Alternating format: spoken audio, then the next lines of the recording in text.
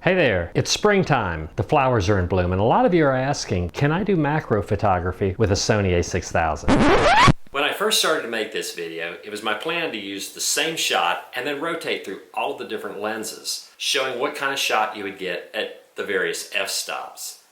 That video was mind-numbingly boring even by my standards. So what I ended up doing was just taking a number of different shots of flowers that I found blooming along the road on my way back and forth to work and strung them together in a video with the different lenses so that you could make an informed buying decision. I hope this video helps.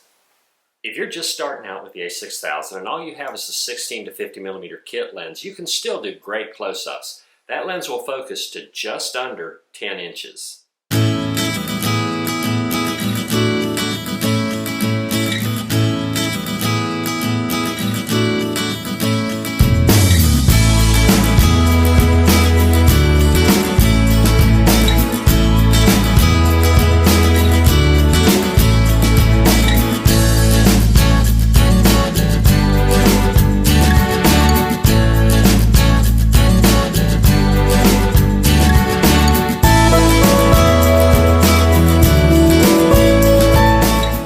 Probably the second most common lens Is the 55 to 210 zoom.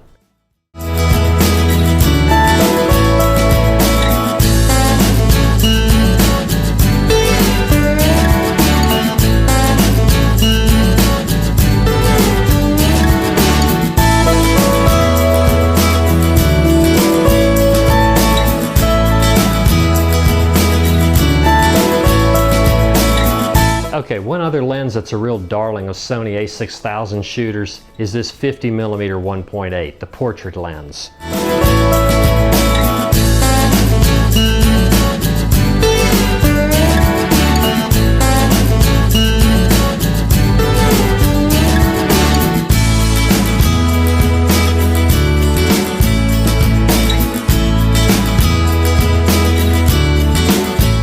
We've seen our results with three of probably the most popular lenses for the Sony A6000. What will it look like with a proper macro lens? Here's Sony's 30mm macro lens.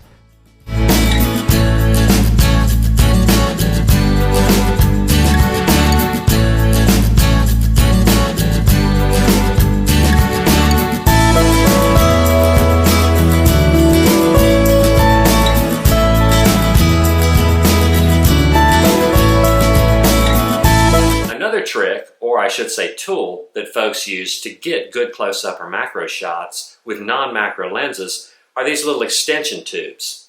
These guys are 10 millimeters and 16 millimeters thick. You can use one or the other or both of them. You just mount them on the camera body and then put your lens on top of these tubes.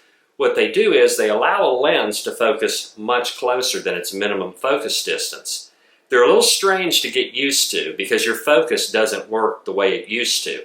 With the tubes installed, you end up moving the camera forward and back to get closer to your subject or further away until it comes into focus.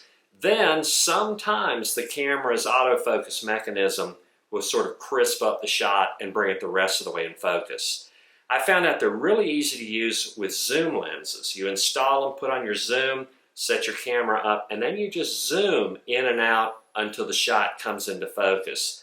If you decide to use extension tubes, make sure you get the ones that have the little electrical connectors in them. Sometimes the camera will actually autofocus.